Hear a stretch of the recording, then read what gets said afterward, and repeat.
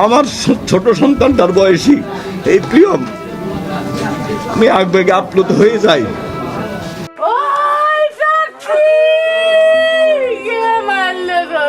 আত্মরক্ষার জন্য পলাইছিল আমি। রংপুর নগরের মাছুয়াপাড়ায় সাবেক শিক্ষক গণপতি চক্রবর্তী, তার স্ত্রী, মেয়ে, ছেলে নিহতের ঘটনায় তোলপাড় গোটা দেশ। পুলিশ বলছে মাদক সেবনে বাধা দেওয়ার জেরেই এই ঘটনা ঘটিয়েছে ঘাতকরা। যদিও বিষয়টিকে যতটা সহজভাবে উপস্থাপন করা হচ্ছে, বিষয়টি অতটাও সহজ না। বিশেষ করে বাংলাদেশের এই ঘটনাকে ভারতীয় মিডিয়া যেভাবে সংখ্যালঘু টর্চারের ঘটনা বলে প্রচার করছে, তাতে ঘটনাটিকে ঘিরে সন্দেহ ক্রমেই বাড়ছে। ভারতের সাথে বাংলাদেশের রাজনৈতিক টানাপোড়েনের কারণে বাংলাদেশে অস্থিরতা তৈরি করতে ভারত এই ঘটনার সাথে জড়িত কিনা সে প্রশ্ন উঠছে। বিশেষ করে স্থানীয়রা বলছেন, যে বাড়িতে এই ঘটনা ঘটেছে তার পাশের এক বাড়িতেই অপরিচিত কিছু ভারতীয় নাগরিকের নিয়মিত যাতায়াত ছিল।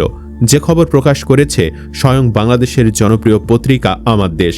সেখানকার স্থানীয়রা ভারতীয় নাগরিকের নিয়মিত যাতায়াতের বিষয়টিকে গুরুত্বের সাথে খতিয়ে দেখার অনুরোধ করেছেন।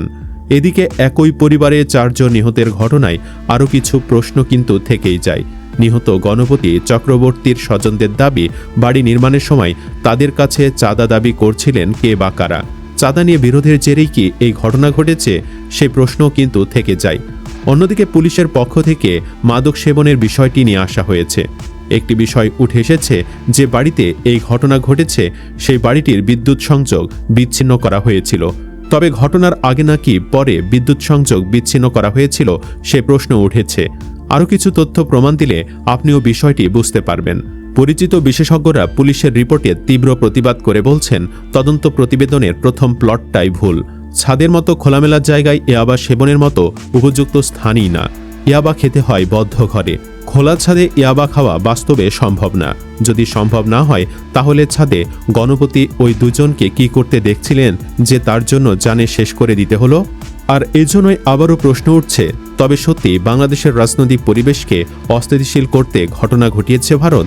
এদিকে রোববার রাত 11:30টার দিকে রংপুর চিফ মেট্রোপলিটন আদালত 2-এ 164 ধারায় জবানবন্দি গ্রহণ শেষে গ্রেপ্তারকৃতদের কারাগারে পাঠান। গ্রেপ্তার 2 তরুণ হলেন মাছুয়াপাড়া গ্রামের মুগ্ধ দাস ও সিদ্ধার্থ দাস। আদালতের বিচারক রফিকুল ইসলামের কাছে তারা মামলায় সম্পৃক্ত থাকার কথা স্বীকার করে জবানবন্দি দেন। শনিবার ভোরে তাদের গ্রেফতার করা হয়। রোববার রাত 7টার দিকে কড়া পাহারায় তাদের আদালতে নেওয়া হয়। মামলা তদন্তকারী কর্মকর্তা মহানগর কোতোয়ালি থানার পুলিশ পরিদর্শক মিলন চ্যাটার্জি বলেন, গ্রেপ্তার 2 আসামি আদালতে স্বীকারোক্তিমূলক জবানবন্দি দিয়েছেন। তবে জবানবন্দিতে কি বলেছেন তা তদন্তের স্বার্থে প্রকাশ করা হয়নি। তিনি বলেন, আসামিরা নিজেদের দোষ স্বীকার করে স্বীকারোক্তিমূলক জবানবন্দি দিয়েছে। সাংবাদিকেরা জানতে চাইলে কি স্বীকার করেছেন, তিনি বলেন, অপরাধের সঙ্গে সম্পৃক্ততা, ইয়াবা সেবন দেখে ফেলার কারণেই কি এই ঘটনা, এ বিষয়টি তারা স্বীকার করেছেন কিনা জানতে চাইলে তিনি বলেন, তদন্তের স্বার্থে এটা ডিসক্লোজ করা সম্ভব হচ্ছে না। আরও কেউ জড়িত কিনা এবং রিমান্ড চাওয়া হয়েছে কিনা জানতে চাইলে তিনি বলেন, এটা তদন্তের সাপেক্ষে বলতে পারব। যেহেতু তারা স্বীকার করেছে, এজন্য রিমান্ড চাওয়ার প্রয়োজন হয়নি।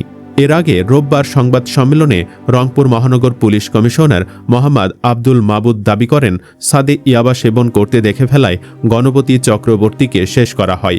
পরে একে একে তার পরিবারের আরও 3 সদস্যকে শেষ করেন মুগ্ধ দাস ও সিদ্ধার্থ দাস। পুলিশ কমিশনার বলেন, গণপতি চক্রবর্তী স্যার ছিলেন অত্যন্ত সম্মানিত ব্যক্তি।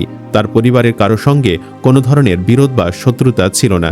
এ ঘটনায় গতকাল রোববার রংপুর কোতোয়ালি থানায় মামলা করেন নিহত গণপতি চক্রবর্তীর বড় ভাই গোপীনাথ চক্রবর্তী।